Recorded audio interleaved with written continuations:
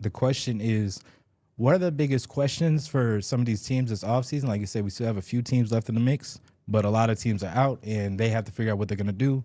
First team we got up is the Milwaukee Bucks. Milwaukee Bucks, number one thing on the agenda is maximize the Giannis trade value. With the Cavs being eliminated, which I'm sure we'll get to in a little bit, I think they could be a team that's interested in a guy like Giannis. It's just really dependent on if they want to continue to throw gasoline on this problem or do they want to reset everything. Honestly, originally you saw that report that the Miami Heat were willing to give up Khalil Ware, Tyler Hero, Jaime Jaquez. I feel like there's another player and 2 first-round picks for Giannis. And I think like 2 years ago, you look at that trade and like, really, that's it? Now you look at it like, that ain't that bad. 13th overall pick. We already got the 10th pick. 2 lottery picks.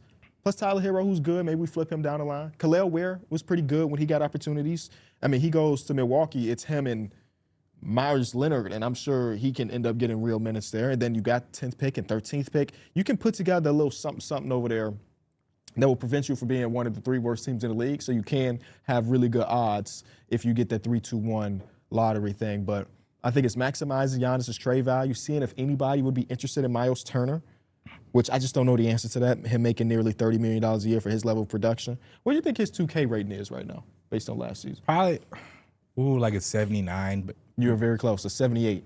Okay. I don't know if I'm trading for a 78 overall player but that's making just $30 because, I mean, Milwaukee just wasn't on much. I mean, Giannis missed a big chunk of the season. So I still think that Miles Turner will be a hot commodity. A center that can shoot, protect the rim, and still pretty mobile for his size. So it's countless teams already looking for a center, one that can space the floor too.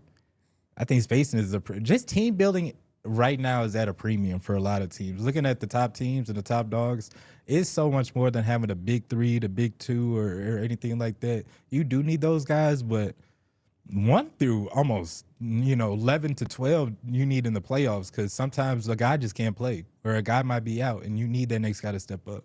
I'm thinking about it. You know a perfect spot for him? What? The Pelicans. Yeah. And the reason I say that, they got the expiring Jordan Poole deal that's $31 million. The money matches right there. It's just about future assets. Or maybe no future assets, because it's not like Miles Turner. He's not worth the first. Yeah. Could it be salary dumping and you get in Jordan Poole, who will be expiring for like 2 second-round picks for Miles Turner? That might be decent. You might be able to get it. I think it would be good for the Pelicans. You pick up a really good player.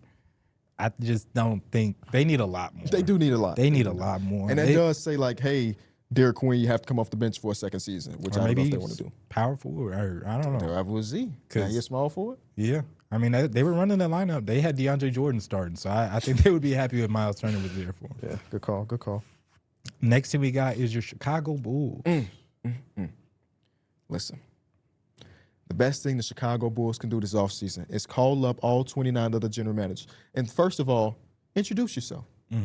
Bryson Graham, this is the first time he's had this job. I'm sure he's talked to these people, right? He was the orchestrator of the trade that got the Atlanta Hawks that pick from the Pelicans. So he knows some of these dudes. But like, let's get some deep dive into some conversations with the other general managers so they can trust you. Try to find the best friend. You know what happened when your best friend is a GM of another team? You can finesse them and get Luka Doncic. So try to find yourself a best friend. And then when you have these type of things, take on bad contracts. Yeah. Take on bad contracts. Go get there was a fictional trade I saw on the internet the other day. It was like, that's pretty interesting, where the Atlanta Hawks walk away with Cam Johnson. The Bulls walk away with pick 23. We also take Corey Kispert and Zeke Naji. Is there any bad trade for the Bulls right now? I think a bad trade for the Bulls is the one that's rumored, that they inquired about the first overall pick. I don't think we need to do all of that. That would scare the hell out of me if Bryson Graham traded for the first pick, because that tells me that all the stuff he told us in that first presser about not skipping steps and all, you skipping steps if you trading up. Because the first overall pick is not going to be something like, oh, we give you number 4 and Trey Jones, let's do it. You giving up like a Modest, you giving up like future picks. Yeah.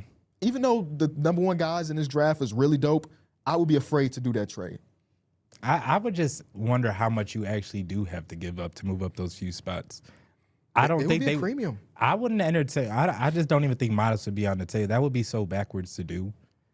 Because he does fit most of the slap thing that Bryson Graham keeps talking about. He don't really got the physicality, but he also is, 21 years old and thin as hell. So maybe he does about 23, 24.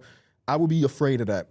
But from all reports, he just inquired about it. He ain't offer anything. He just asked, like, what? The reason why I think it would be interesting at least is because, okay, if it's not modest, what else are you really concerned about giving up on that roster?